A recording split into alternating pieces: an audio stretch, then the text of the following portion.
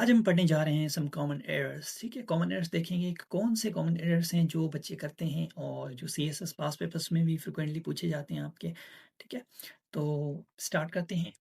सबसे पहले हम पढ़ेंगे इसमें ऑर्डर ऑफ एडजेक्टिव्स का जो ऑर्डर है वो किस तरह से होता है आपका। उसके बाद रेगुलर इरेगुलर एडवर्ब्स। उसके बाद order of units of time. उसके बाद use of much too versus too much.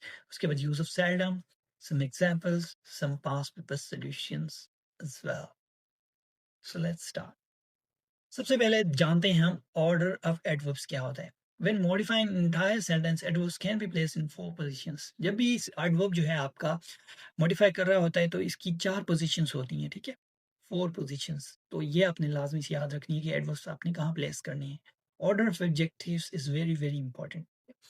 अगर आप इसकी प्लेसमेंट जो है ना वो बिगाड़ देंगे ना तो आपका सेंटेंस तो उड़ जाएगा, मतलब प्रोग्राम बढ़ जाएगा आपका। ठीक है, मरवत साहब कहते हैं ना, प्रोग्राम तो बढ़ गया, फिर आपका प्रोग्राम बढ़ जाएगा।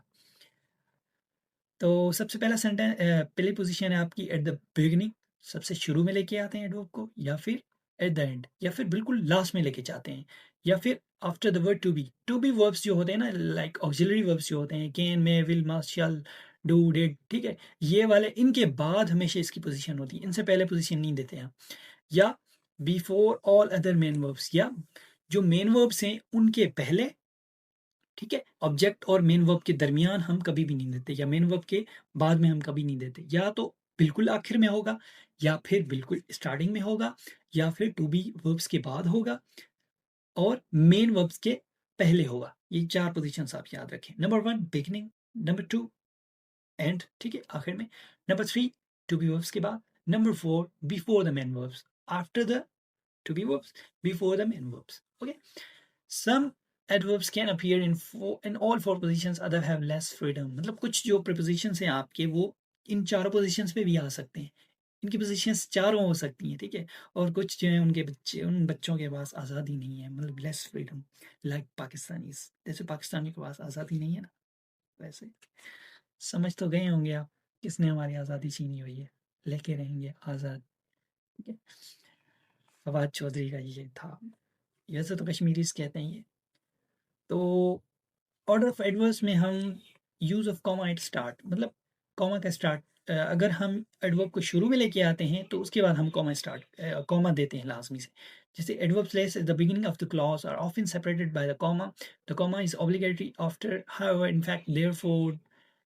किन के बाद आता है however, in fact, therefore, nevertheless, moreover, furthermore, unfortunately, regrettably, sadly, unhappily, still. ठीक है, इनके बाद क्या होता है, इनके बाद हम, क्योंकि ये सेंटेंस के शुरू में हम यूज़ करते हैं, तो इनके बाद आप हमेशा जो है वो कॉमा का इस्तेमाल करेंगे। अगर कॉमा नहीं देंगे तो ये this will be your punctuation error, punctuation mistake, common error. ठीक है, जो भी आप कहें।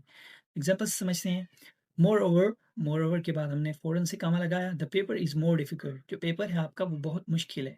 स्टिल ही वर्क्स देयर, अब स्टिल हमने शुरू में यूज़ किया है तो इसके बाद हमने कॉमा लगा दिया, कॉमा, कॉमा। ठीक है, कॉमा, कोमा भी नहीं होता ये, कामा भी नहीं होता ये, कॉमा है। ठीक है, कॉमा। ब्रिटिश इंग्लिश में इस तरह से इसको प्रोनाउंस करते हैं।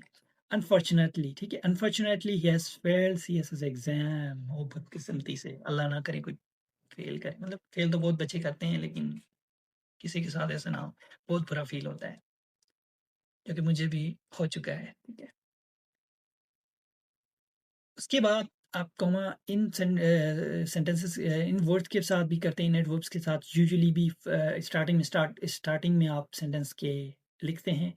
Usually the traffic is not much, sometimes I skip studying, enjoy weather. ठीक है? समटाइम्स के बाद भी आप कॉमा लगाते हैं, ओकेजनली के बाद भी आप कॉमा लगाते हैं, इट रेन्स हियर। मतलब शुरू में जो भी आएँगे उनके बाद आप कॉमा लगाएँगे। Comma is optional but more often used when adverbs ending in L-Y. मतलब जो कुछ एडवर्ब्स हैं उनके बाद, मतलब जो है ना वो जिनके पीछे एल-वाई आता है तो उनके बाद हम मोस्टली जो है ना वो कॉमा यूज़ करते हैं। ठीक है?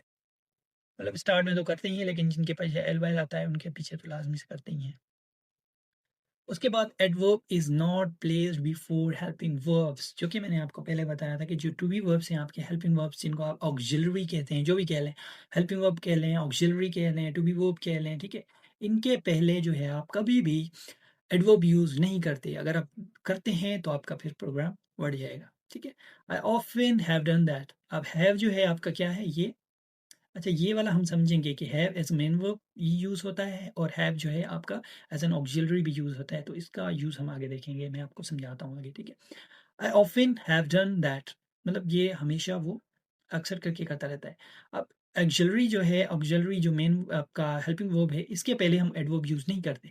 इनके पहले नहीं करते तो हम इसके बाद करते हैं और मेन वर्ब के पहले करते हैं, ठीक है? I have often done that, तो आप ऑफ़न को जो है वो टू बी वर्ब के बाद लेके आएँगे तो ये आपका सेंटेंस करेक्ट हो जाएगा। She always is late. अब ऑक्सिलरी है, ऑक्सिलरी से पहले हम नहीं देते। शी इज़ ऑलवेज़ लेट, तो ये आपका बाद में आ जाएगा, ठीक है? ओह सॉरी, इसको क्या हो गया? ठीक है? I have told him often to write clearly. अब हैव जो है आपका ये क्या है, आपका ऑक्सिलरी है तो इसके बाद हम फ़ौरन से लगाएँगे। I have often told him to write clearly, ठीक है? He never was successful. अब सेंटेंस की स्ट्रक्चर देखें ना, कंस्ट्रक्ट उसकी वो भी बहुत बुरी लग रही है हमें। ही वॉज नेवर सक्सेसफुल, ठीक है? ऑक्सिलरी के बाद आप नेवर लगाएंगे, नेवर क्योंकि आपका एडवर्ब है। उसके बाद आपका आता है adverb of definite frequency can not go between verb and object. Adverb of जो ऑफ डेफिनेट फ्रीक्वेंसी है ये भी कभी भी आपका क्या है, मेन वर्ब और जो आपका ऑब्जेक्ट है इनके दरमियान कभी नहीं आता। एडवर्ब ऑफ डेफिनेट फ्रीक्वेंसी, ठीक है?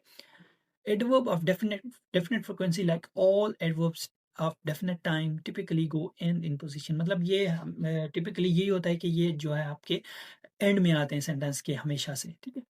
मोस्ट पीपल पे टैक्सेस ईयरली, ठीक है? अब ईयरली जो है आपका एडवर्ब ऑफ डेफिनेट फ्रीक्वेंसी है तो ये आपका लास्ट में आ जाएगा। अब ये नहीं करेंगे मोस्टली पीपल पे ईयरली टैक्सेस, ठीक है? ईयरली इधर लगा देंगे तो ये आपका गलत हो जाएगा। पे taxes yearly. The software saves the file every minute. अब ये ऐसे नहीं बोलेंगे तो software saves every minute the file, तो ये आपका गलत हो जाएगा, ठीक है? Most people get there salary monthly, तो ये आपका इस तरह से आप इनका यूज़ करते हैं, ठीक है? उसके बाद sometimes usually for reasons for the emphasis our style some adverbs of definite frequency may go at the start, मतलब emphasis देने के लिए हम इनको शुरू में लेके आते हैं। अगर हम इनको शुरू में लेके आते हैं तो इनके बाद हम कॉमा लगाते हैं, कॉमा, ठीक है? Every day more than 5000 people die in our roads, ठीक है?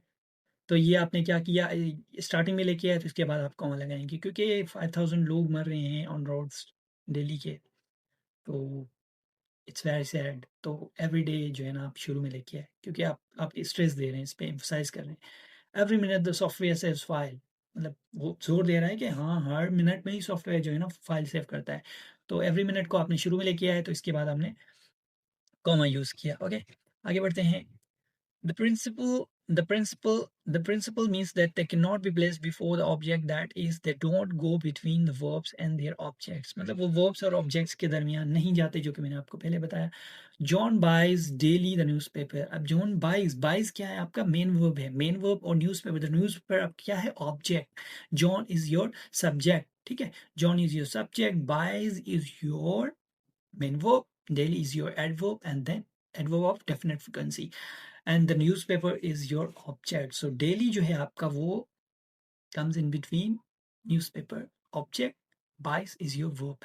तो ये मेन वर्ब और ऑब्जेक्ट के दरमियान है, तो क्या करेंगे, हम इसको इधर से भगाएंगे, लास्ट में लेके जाएंगे क्योंकि डेफिनेट फ्रिक्वेंसी आपकी लास्ट में जाती है। John buys the newspaper daily, हाँ, लेकिन वो अगर आप emphasize करते हैं तो शुरू में लेके आते हैं, फिर आप कॉमा लगाते हैं।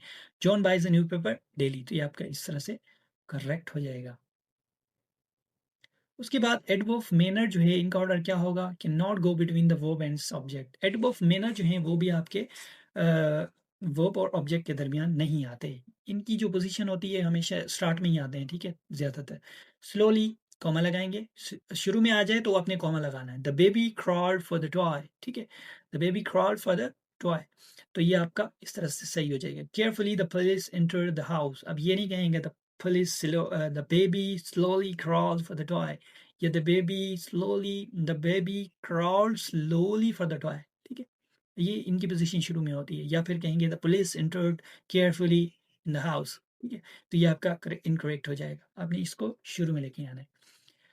उसके बाद इसका रूल नंबर 2 है, it is possible to place adverb of manner before the verb, this place emphasise on the adverb. मतलब एडवर्ब्स पे एम्फसाइज करने के लिए आप इसको सब्जेक्ट के फ़ौरन बाद देते हैं, ठीक है? और मेन वर्ब के पहले। अगर यहाँ पे ऑक्सिलरी आ जाता है तो आप सब्जेक्ट के बाद ऑक्सिलरी देंगे। टू बी वर्ब जो है आपका, टू बी वर्ब के बाद आप जो है ना एडवर्ब देंगे, ठीक है? अब यहाँ पे Ayaan greedily eight the meal, अब यहाँ पे टू बी वर्ब नहीं है, ये मेन वर्ब है एट, तो इससे पहले आप देंगे ऑब्जेक्ट और इसके दरमियान नहीं जाएगा, ठीक है? ये आप एडवर्ब जो है ना, एडवर्ब पे एम्फसाइज करने के लिए आप इसको सब्जेक्ट के बाद जो है ना प्लेस करते हैं। अयान ग्रीडली एट मील। उसके बाद ही क्विकली फिनिश्ड हिज लंच। अब फिनिश्ड क्या है आपका, वर्ब है, मेन वर्ब, और ये मेन वर्ब के पहले आ गया, ऑब्जेक्ट और इसके दरमियान नहीं जाएगा। और यहाँ पे अगर टू बी वर्ब होता, ठीक है, टू बी वर्ब होता तो आपका ये टू बी वर्ब सब्जेक्ट के बाद आता, और ये अब जो एडवर्ब है आपका, ये टू बी वर्ब के बाद आता, ठीक है?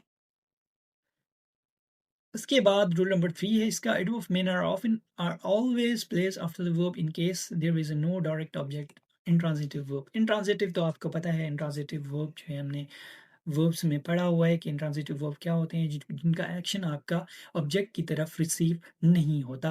अब यहाँ पे देखिए अयान एट ग्रीडली, अब यहाँ पे ये इंट्रांजिटिव वर्ब है आपका, ठीक है, ये इंट्रांजिटिव सेंटेंस है आपका, ठीक है।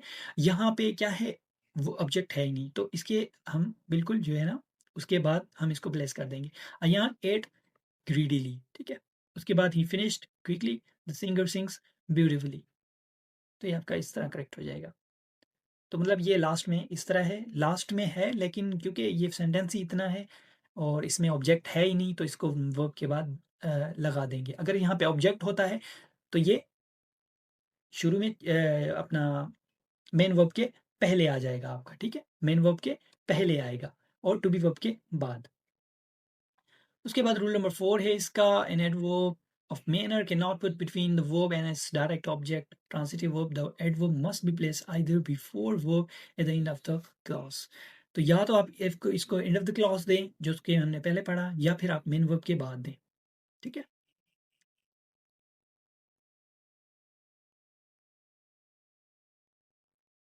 डायरेक्ट ऑब्जेक्ट के दरमियान नहीं आएगा, ठीक है ये। अब यहाँ है शी टाइप्ड हरीडली द ईमेल, अब यहाँ पे देखिए टाइप्ड हरीडली द ईमेल, ये ऑब्जेक्ट और डायरेक्ट ऑब्जेक्ट और मेन वर्ब के दरमियान है, तो दरमियान है तो इसको लास्ट में हम भगाएंगे। She type the email hurriedly या she hurriedly type the email. अब यहाँ पे अगर टू बी वर्ब होता, ठीक है, तो वो यहाँ पे आता, सब्जेक्ट के बाद आता, उसके बाद आपका एडवर्ब आता, सब्जेक्ट के फौरन बाद नहीं आता फिर, ठीक है। तो इसका इस चीज़ का भी ध्यान रखना है आपने, ये बार बार मैं आपको बता रहा हूँ ताकि आपके जहन में ना ये जहन नशीन हो जाए, जहन नशीन, ठीक है, क्या वर्ड है उर्दू की लुगत का। She finished quickly the dinner, ठीक है। अब यहाँ पे ये भी इनकरेक्ट है क्योंकि आपने डायरेक्ट ऑब्जेक्ट और आपका वर्ब जो है उसके दरमियान दे दिया है। She finished her dinner quickly, इस तरह भी हो सकता है, she quickly finished her dinner, तो दोनों तरीके से आपका ये ठीक हो सकता है। उसके बाद adverb manner can not go between verb and subjective, ये कुछ और है आपके एग्जांपल्स हैं, जैसे कि हमने ये पहले पढ़ा था, ही ईट ग्रेडली द चॉकलेट केक, अब ये लास्ट में जाएगा क्योंकि ये ऑब्जेक्ट और मेन वर्ब के दरमियान नहीं आएगा। He ate the chocolate greedily, he greedily eight the chocolate cake, ठीक है। तो ये इस तरह से हो जाएगा, शी ग्रीडली एट, अब यहाँ पे शी ग्रीडली एट, यहाँ पे ऑब्जेक्ट नहीं है इसका, ठीक है। तो इसके पीछे हम क्या करेंगे, इसको हम इधर लेके आएंगे लास्ट में, शी एट ग्रीडली, ठीक है। ही प्लेस ब्यूटीफुली द फ्लूट, गलत है ये, he plays the flute beautifully, इसको लास्ट में लेके आएंगे, या ही ब्यूटीफुली प्लेज द फ्लूट। उसके बाद शी ब्यूटीफुली प्लेज, अब यहाँ पे ऑब्जेक्ट नहीं है, इंट्रांजिटिव है, ठीक है। शी प्लेज ब्यूटीफुली, वर्ब के बाद लेके आएंगे लास्ट में, ठीक है। तो इस तरह से जो है आप एडवर्ब्स की जो आपकी ऑर्डर है उसको आप रखते हैं, ठीक है। उसके बाद ऑर्डर ऑफ एडवर्ब्स में एक और चीज़ है, the case of has and have.